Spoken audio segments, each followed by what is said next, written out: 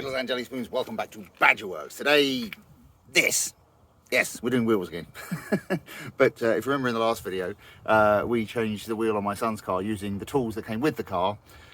This is my car. As you can see, I think I mentioned I had a flat tyre. This one we're going to do my way. So let's get on with it. Right, so a few things are going to stay more or less the same. We're just using different tools more than anything. So as you can see, the car is, again, it's on the driveway, so it's on a very slight slope. I have chocked the wheel with an actual wheel chock this time, so that's not going anywhere. The handbrake is obviously on, or the parking brake. In fact, on this car, you can't really not have the handbrake on. It puts it on automatically when you turn the engine off. But that's beside the point. So the handbrake is on, it's in park, and we have chocked the wheel. Right, now we're going to jack the thing up, and unlike last time, we're going to do something a little bit easier, and we're going to use a trolley jack. So, this trolley jack is probably older than most of you, I'd have to say, and this will make life a little bit easier.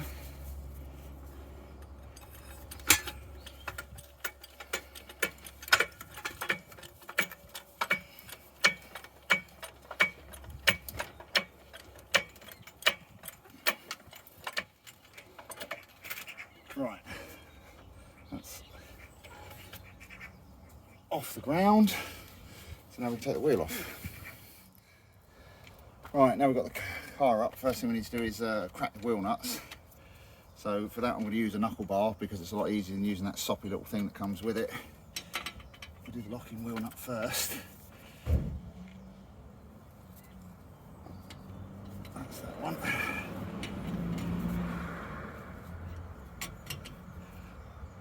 Oh, God, that's tight.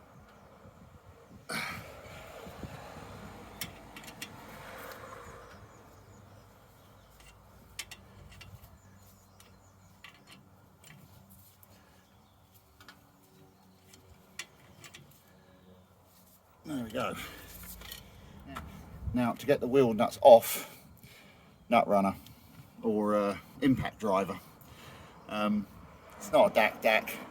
DACs are the same people who say chicky nuggies, quite frankly. Spin those off.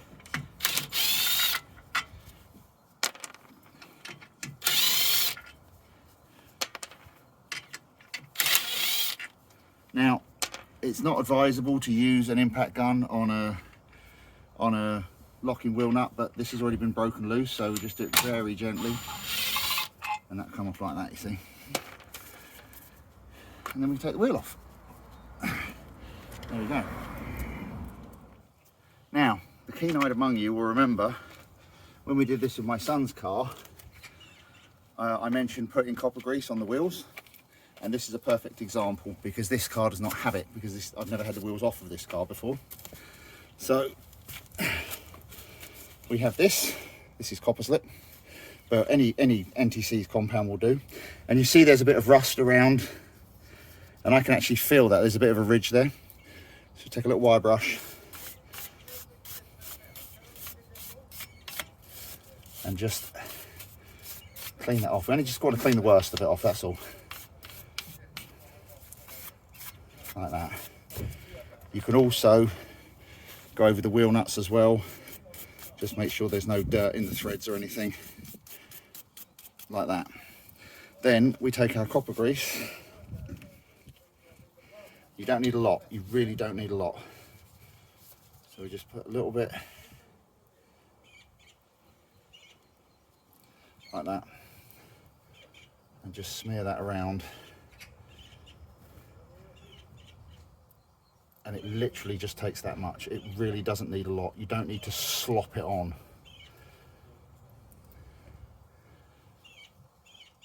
Just like that, you see. And then you can do the same thing with the wheel nuts, wheel bolts in this case, just a little bit around the thread like that, and that's all it takes. In fact, that's probably too much. What you can also do, if you want to be clever, is take a second bolt, fit the threads together, and just kind of roll it around like that, and then that way you can do two at once. You see, but that's all it takes. It just needs a little smear of it. Right, I'll do the rest of these bolts and then we'll put the wheel back on. Right, so here's our new tyre.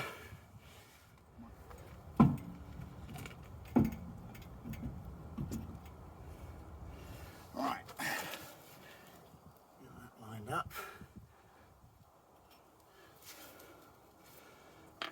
And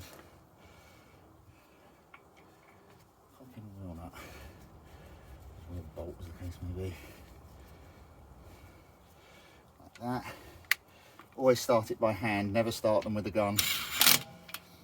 Just nip it up like that.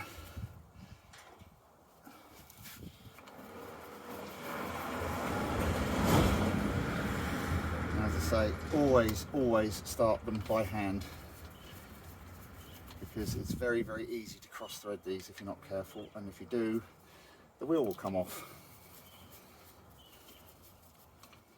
Right, once they're started,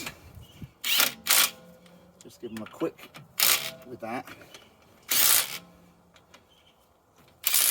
Doesn't need a lot. And we'll do this one as well. This one you want to be very careful with. I would only do that by hand, quite frankly, like that.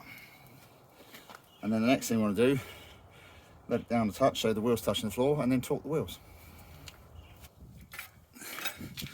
So we'll just drop the jack down slightly, just so the wheel's touching the floor.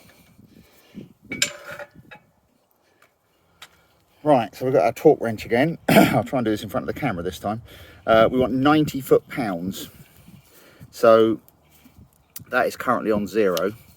So 90 is there. So what we do is we just wind the handle.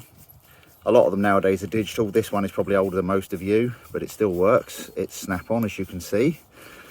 And we keep turning until we get to 0. Then we lock it. Then we come in and you only push the handle, all right? Don't push down here because you'll affect the torque setting. And we just like that. And then go to the opposite wheel, or not rather, like that. Go to the opposite again.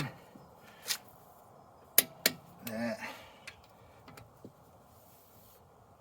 There. And last but not least, this one might need a bit more because you only did it up by hand. And there you go. Job's a good one. So what I'll do now is let this down, take it for a spin around the block, re-torque the wheels, and then put the